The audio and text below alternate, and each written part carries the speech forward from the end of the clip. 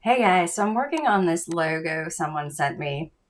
And if this has happened to you, when you scroll in, it's kind of blurry. When you do a trace, it's not going to look the greatest. So here's a really quick hack to clean up just some of the lines in a logo. So I'm going to go ahead and trace this image. So I'm just right clicking, I'm going to hit trace. Let me pull this in here.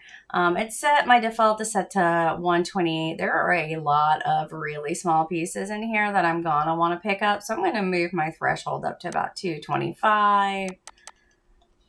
The more you do this, the more those types of things will come to mind and you'll be able to pick up on them a little quicker. This is about what I'm looking for, right? So I want all these images traced. Let's see. I've got all of these little guys in here. It looks like a pretty good trace to me. So if I zoom out, all that pink is what is being traced by the trace tool. And I'm going to go over here. Whoops, I selected the wrong thing. Go over here and I'm going to hit OK. And then I never delete the original image just in case I need to retrace it. I'm going to bring this up here. And this is all going to be done in an engraving. So what I really want to do is go through here and kind of make sure these like circles are a little more circular, if you will. And the first thing I'm really going to need to do is to make sure that everything here is ungrouped. I want everything to be, individual little pieces and parts. Once I've done that, I can go in here, highlight everything. So I've selected all the parts.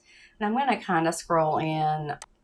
So you've got a close-up of this. And I'm going to show you one of my favorite tools. I've shown you guys how to like remove really small fragments of stuff that you've traced in here, but this is a great way to kind of clean up lines. To do that, I'm going to go to my edit menu. I'm going to go to optimize selected shapes. Again, if you've taken any of my classes, you know my favorite saying is Lightburn does what it says and it says what it does. So we are going to optimize these selected shapes. By doing that, we can go into smooth source shapes. And you can see it pulls up all the nodes. And what it's doing is really minimizing my nodes and smoothing everything out for me. You can see down here, we've gone from 3,000 points to 15,000 points, 306 lines and curves to 15,000 lines and 8 curves. And that's just really making this a much smoother looking image. Now I'm going to undo that because that's not what I'm looking for on this guy, but I can go up to edit again. Let's go to optimize select shapes. And maybe, actually, let me scroll in just a little bit so you guys can see a little bit more about what this does. Let me go here, optimize selected shapes, and let's just kind of play with the arcs. Let's see what happens. Oh, we can see it. So if you watch right here, you can see where it goes from a straight line to an arc, which again isn't exactly what I want. I kind of like it pointed the way it is, fitting shapes to lines. This really kind of makes it a little more angular, right? It makes everything more of a straight line. This is great when you download something and you want to do a quick trace, but the lines are all wonky when you get it in, or if you open somebody else's file that you purchased and the lines aren't straight, this will straighten your lines out. Let me back out so I can show you that. So this one looks a little more angular, which is a little closer actually to what I'm looking for. But for me, I really want these petals to be a little softer. So again, I'm going to go back in, go to edit, optimize selected shapes,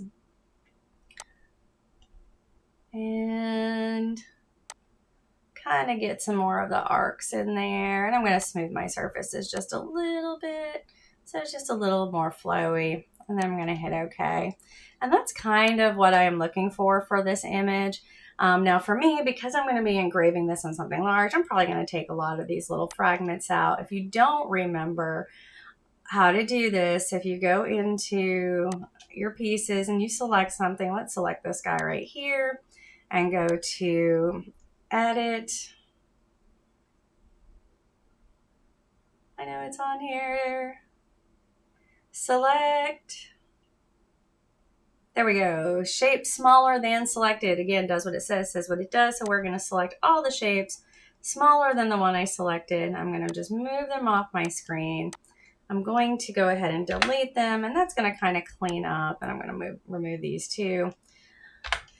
And kind of clean this logo up for me so that when I engrave it, my laser's not taking time to just, hit one little dot. But that's one of the tools I really liked. Again, if you go to edit and you go to optimize selected shapes for things that you have traced, or even if you've drawn out a line that isn't perfectly straight, this is going to help you get there. I hope this was helpful. Remember to go to joneslasercraft.com. I do have some great deep dives coming up. I do have a new Lightburn Basics course coming up, and for Black Friday, my boot camp from October, so it's going to be Lightburn 2.0.04, is 50% off. So I hope you guys are having a great day, and I will be posting more content soon.